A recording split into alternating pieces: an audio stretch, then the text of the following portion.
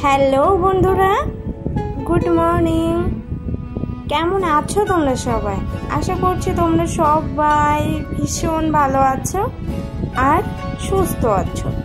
আমরাও ভালো আছি, সুস্থ আছি। আরও একটি নতুন ভিডিওতে তোমাদের সকলকে জানাই অনেক স্বাগত। আর আজ হচ্ছে কি বার বলতো? আজ হচ্ছে সোমবার, বোধহয় সোমবার, হ্যাঁ। আর আজকের ভিডিওটা এখান থেকেই শুরু করছি। ঘড়িতে এখন প্রায় 8টার কাছাকাছি বাজে। আজ একটু দেরি হয়ে গেছে, কারণ রাতে ঘুমাতে ঘুমাতে প্রায় 2টা বেজে গিয়েছিল গো, এই জন্য একটু দেরি হয়ে গেছে। এই হচ্ছে ব্যাপার। সকালে উঠে কাজকর্ম তো শুরু করে দিয়েছি। সকালে উঠে বিছানাটা গুছিয়ে নিয়েছি, আর তোমাদের দাদাভাইয়ের খাবারটাও রেডি করে রেখেছি। আর তার ভিতরে কি বলতো, ওকে একটু বাকসের পাতা বেটে দিয়েছি, মাঝে করে চা দিয়েছি। আর এই যে ঘর দোরগুলো ঝাড়ু দিয়ে নিচ্ছি। আর কি বলতো, তোমাদের দাদাভাই কিন্তু বেরিয়ে গেছে অলরেডি, কিন্তু আমার তো আর অত খেয়াল নেই। আমি এদিকে বলে ফেলছি যে তোমাদের দাদাভাইয়ের খাবারটা রেডি করে দিয়েছি, কিন্তু কি বলতো, তোমাদের দাদাভাই এইমাত্রই বেরোলো। ওকে দিয়ে এসে আমি এই যে ব্রাশ করে বাসি বাসনগুলো একটু মাজবো, মেজে তারপর বাকি কাজগুলোতে হাত দেবো একে একে। কারণ আজ একটু বেরোনোর কথা আছে, কিন্তু সন্ধ্যার দিকে। আর তোমাদের দাদাভাই আজকে অনেক দিন ধরেই মাংস খেতে যাচ্ছে। প্রায় 1-2 মাস হলো বাড়িতে মাংসই ঢোকে না, জানো। কেনবো করে অনেক সময় কেনা হয়ে ওঠে না, কখনো টাকার প্রবলেমে, কখনো দেখা যাচ্ছে অন্য কোনো প্রবলেমে কেনা হয়ে ওঠেনি। এই জন্য আজ যখন খেতে চাচ্ছে, তাই ভাবলাম যে নিয়ে এসে দিই, কি বরং খাবে না হয়। আর একটু ভালো মন্দ খেতেও বলেছে, কিন্তু কে শোনে কার কথা। কারণ হাত থেকে অনেকটা রক্ত বেরিয়ে গেছে তো, আর টিনে কেটেছে, এজন্য। আর এই যে তোমাদের সাথে গল্প করতে করতে ঘরটাও মুছে নিচ্ছি। মুছে আমি সোজা যাব স্নান করতে, কারণ আমি ঘরটা মোছা হয়ে গেলে 1 মিনিটও অপেক্ষা করি না, জানো তো। আমি যতটা তাড়াতাড়ি সম্ভব স্নান করতে ঢুকে যাই, না হলে আমার প্রচণ্ড কষ্ট হয়ে যায় গো, এই জন্য। আর এই যে স্নান করে চলে আসলাম। এই যে চুলটা একটু শুকানোর চেষ্টা করছি, কারণ আজকে চুলটা না প্রচণ্ড ভিজে গেছে গো, এই জন্য। চুলটা শুকাতে আমার একদমই ছাইড়ে রাখতে পারি না, আমার প্রচণ্ড গরম লাগে। আর অভ্যস্ত না, বুঝতেই পারছো। অনেকে আছে চুল ছেড়ে সব কাজ করতে পারে, কিন্তু আমি চুল ছেড়ে না একদমই কাজ করতে পারি না। এই জন্য চুলটা ভালো করে আঁচড়িয়ে বেঁধে নিলাম। এবার যাব পুজো দিতে, পুজো দেব, ফুল তুলবো, তারপর পুজো দেব। আর তারপর একটু খাওয়া দাওয়া করবো। সকালে দেখি কি খাওয়া যায়, ওই যাই হোক কিছু একটা খাওয়া দাওয়া করে দুপুরে রান্নাটা বসাবো। আর তার ভিতরে তোমাদের দাদাভাই অবশ্য চলে আসবে।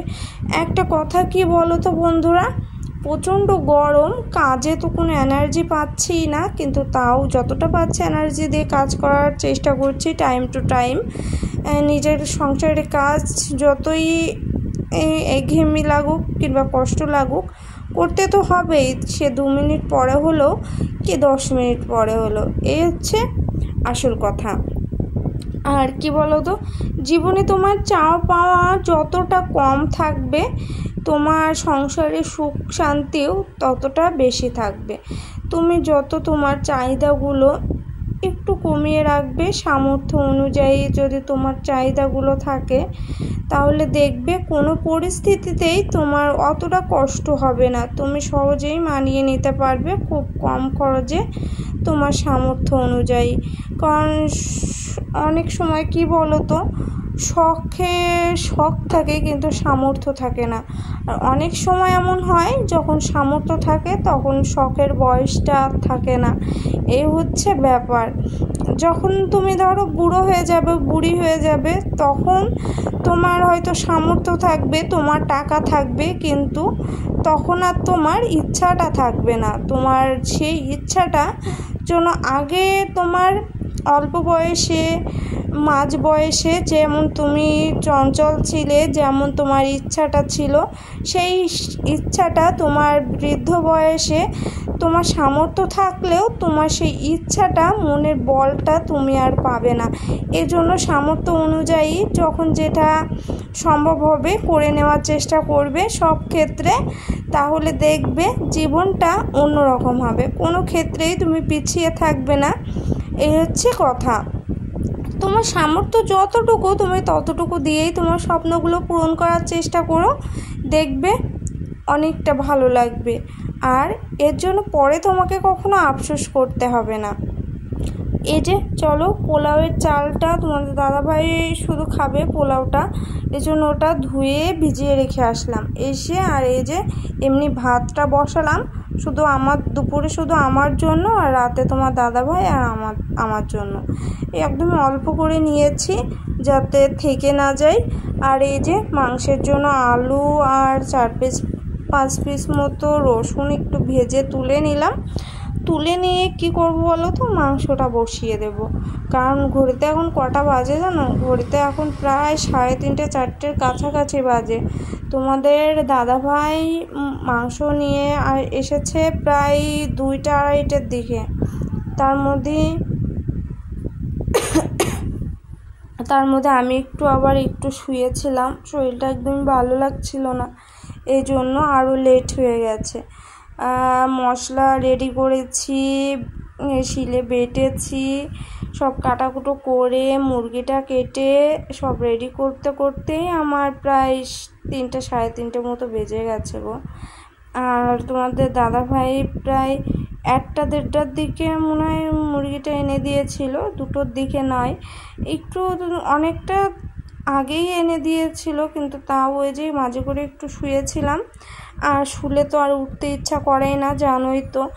আর আজকের মাংসটা একটু ঝাল করব, খুবই সামান্য। আর কাঁচা ঝালটা ব্যবহার করছি না, শুধু এই শুকনো লঙ্কার গুঁড়োটাই দিলাম, 2 চামচ মতো দিয়েছি অল্প অল্প করে। আর এই যে মশলাটা দেখো কেমন লাগছে, মশলাটা পুরো কষিয়ে নিয়েছি। এবার ভেজে রাখা রসুনটা এর ভিতরে দিয়ে দিচ্ছি, যাতে খুব সহজে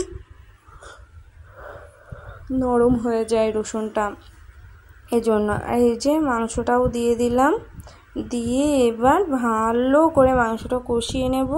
কষিয়ে নিয়ে তারপর পরিমাণ মতো জল দিয়ে দেবো। আগেও অনেকগুলো ভিডিওতে তোমাদের মাংসের রেসিপিটা আমি দিয়েছি পুরোটা, আজকে একটু হয়তো শেয়ার করব। আর পুরো রেসিপিটা জানতে চাইলে অবশ্যই আমার আগের ভিডিওতে একবার দেখে আসতে পারো বন্ধুরা। আর এই যে আমি খুবই সিম্পলভাবে রান্না করি, মাংসটা মাখিয়েও রাখি না, আর এইভাবেই করি সচরাচর, মানে এইভাবেই করি আমি। আর এই যে মাংসের কালারটা কেমন এসছে বলো, সেই লাগছে না বলো? খেতেও কিন্তু বেশ হয়েছিল, কালারটা দেখেই যেন মনে হচ্ছে খেতে বেশ হবে। আর গরম মশলা বাটাটা দিয়ে দিয়েছি, আর এক্ষুনি নামিয়ে নেব। এমনটাই ঝোল রাখবো, না হলে একটু ঝোল না হলে না তোমাদের দাদাভাই আবার খেতে পারবে না। আমরা দুইজনেই না, একটু ঝোল না হলে ভাত খেতে পারি না, এই হচ্ছে সমস্যা। আর এই যে মাংসটা নামিয়ে নিলাম, নামিয়ে নিয়ে এবার তোমাদের দাদাভাই বাজার করে এনেছিল আরও কি বলো তো, বেগুন এনেছিল 2 কেজি, আলু নিয়ে এসেছিলো, ঝাল এনেছিল, সজনে ডাঁটা এনেছিল, আর শসা নিয়ে এসেছিলো। সেগুলো কিছুই তোমাদেরকে আর দেখানো হয়ে ওঠেনি। এই যে 2 পিস শসা দেখি একটু সালাদের জন্য কেটে নেব, আর 5 পিস কি 6 পিস মতো হয়েছিল, তার মধ্যে 2 পিসই কাটবো, তাই থেকে যাবে কিনা জানি না। ধুয়ে নিয়েছে, ধুয়ে যে রেডি করে নিচ্ছে শসাটা। আর তোমাদের যাদের আমার ভিডিও ভালো লাগে, আমাকে মন থেকে ভালোবাসো, তাদেরকে বলছি অবশ্যই আমার চ্যানেলটা সাবস্ক্রাইব করে নিও আর এভাবেই আমার পাশে থেকো। আর অবশ্যই ভিডিওতে একটা লাইক করে দিতে ভুলো না বন্ধুরা। আর আমার ভিডিওগুলো তোমাদের কেমন লাগছে না লাগছে, কোনো একটু অংশ যদি তোমাদের ভালো লাগে তাহলে অবশ্যই কমেন্টে জানাতে ভুলো না। আর এই যে চলো শসাটা রেডি করব। তোমাদের দাদাভাই বাড়ি চলে এসছে, রেডি করে ওকে খেতে দিয়ে দেবো, আমিও খেয়ে নেব। তাহলে আজকের ভিডিওটা এই পর্যন্তই রাখছি বন্ধুরা। তোমরা সবাই ভালো থেকো, সুস্থ থেকো।